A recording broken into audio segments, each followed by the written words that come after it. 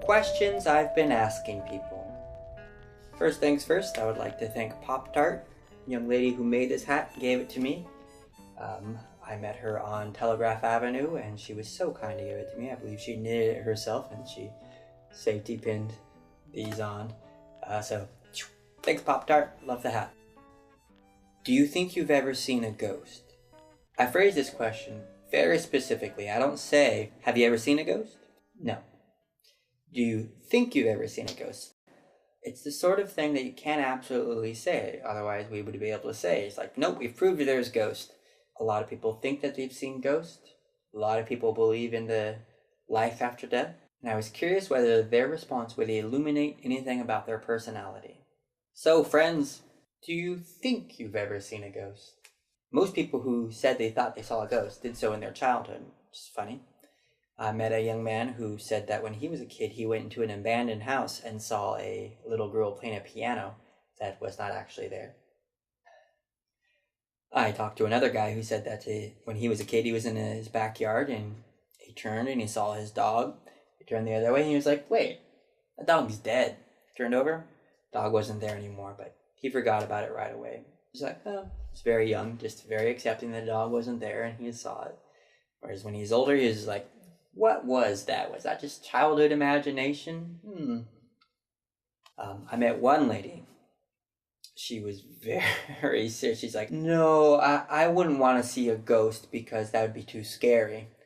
And I was like, well, I mean, it doesn't have to be scary. I mean, it could be a visit from someone who you used to care about, or maybe someone who you admired and they came and visited you. And she's like, oh, no.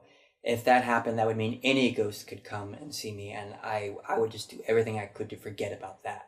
I was like, this lady has seen a ghost. She absolutely has. She's just trying to be like, oh, no, not me. I do not want to see any ghosts. It was like she's Whoopi Goldberg in Ghost, and she's just like, oh, no, you ghosts, leave me alone. I don't want you knocking on my door trying to solve your murders anymore. I let her be. I did not press her. My favorite reaction of all reactions I've gotten was from a gentleman. He looked like a grown-up goth. He worked in a funeral home. Definitely was nerdy, Dungeons and Dragons kind of guy. Very serious, intellectual young man. He responded to the question by saying, very quickly, very confidently, no, I do not believe in anything that cannot be empirically tested. Immediately I thought, this guy's full of shit. That he's, he has this little monologue in his mind about what he believes, and he's not actually thinking of that empirically. He's not being critical of his own perspective. But how do you say it to someone in a way that they're going to actually understand that or agree? I didn't want to say bullshit, just because that's not my style. I'm not an asshole. I had to think of a situation where he probably believed something that was not empirically tested. And I thought about it for a good while and thought, how do you know when someone's lying to you? It's more intuitive rather than a logical state. And you just know, your bullshit alarm goes off. You're like, nah, that guy's full of shit. That girl, she's lying to me. What a player. So when I saw him again, I reminded him of our conversation, and he only believes in things empirically tested. And I said, well, I thought if maybe perhaps that was not true. How does one know when you're being lied to? Not surprising at all. He said, well, actually, there's studies, ... wonka, blah, blah, blah. And I was like, oh, okay, really, bullshit.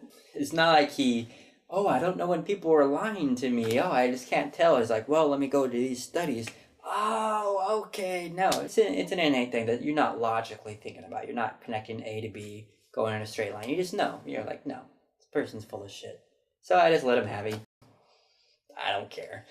I think that he just live in this nice little tidy world where everything is logical and makes sense, and it's like talking to an android in a Isaac Asimov story or something like that. That's probably how he would like to think he views the world. Why should I take that away from him? He only believes in things that can be empirically tested. Nothing wrong with that. No harm, no foul. So, do I think that I have ever seen a ghost? Yes, I think that I have. And I would not go to bat for it. I wouldn't defend it to the cross, as my Christian brother would say. But I think I have, and it's very ambiguous, but inside I feel that I've seen a ghost. I think I have.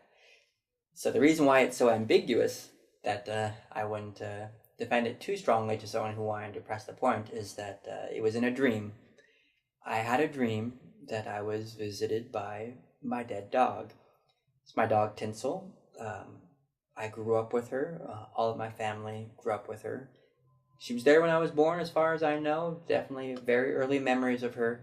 And she died when I was in my teen years. It's one of those family dog stories that I'm sure a lot of people have, that it's part of the family. It's like brother, sister, family member.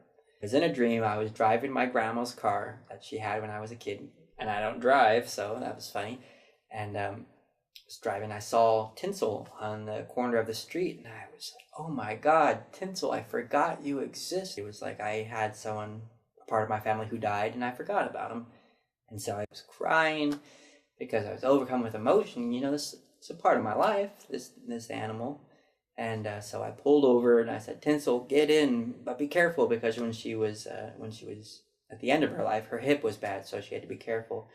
And then she said to me, because she could talk, it's okay, I'm better now.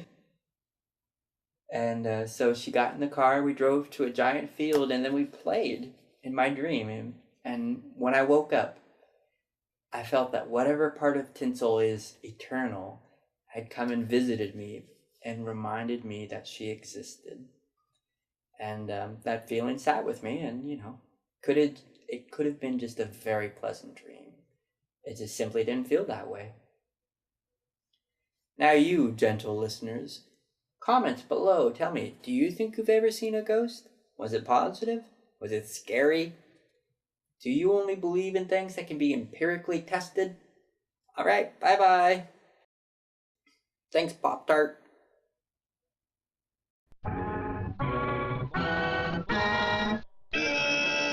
That's Mr. Jimmy Joe to you.